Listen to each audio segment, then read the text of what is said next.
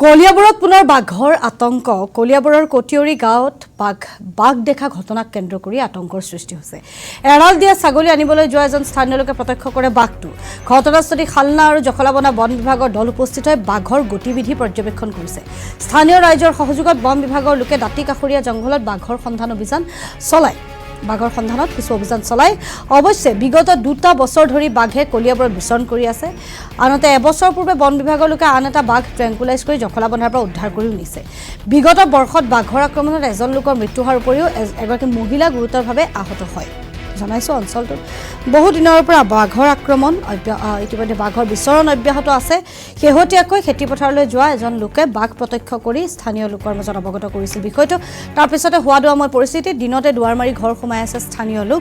কলিয়াবৰৰ ইতিমধ্যে আৰক্ষীয়ে জনাইছে যে বন বিভাগৰ লোকে সমগ্ৰ বিষয়টো গুৰুত্ব সহকাৰে লৈ বাঘৰ গতিবিধি আচৰণ ইতিমধ্যে নিৰীক্ষণ কৰিছে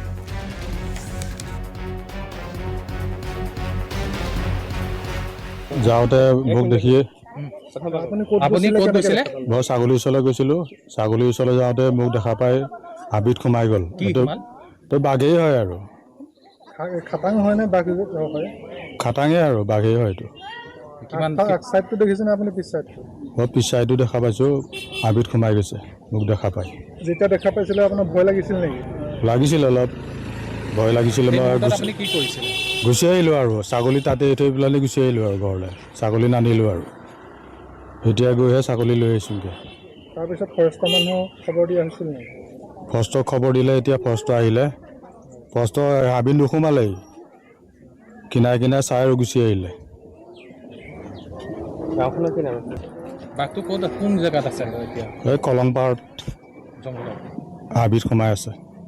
ঘন জংঘল হয় তাত আছে এতিয়া তাতে সোমাই থাকিব পাৰে আৰু ক'লৈ যাবগৈ আৰু কৰিছে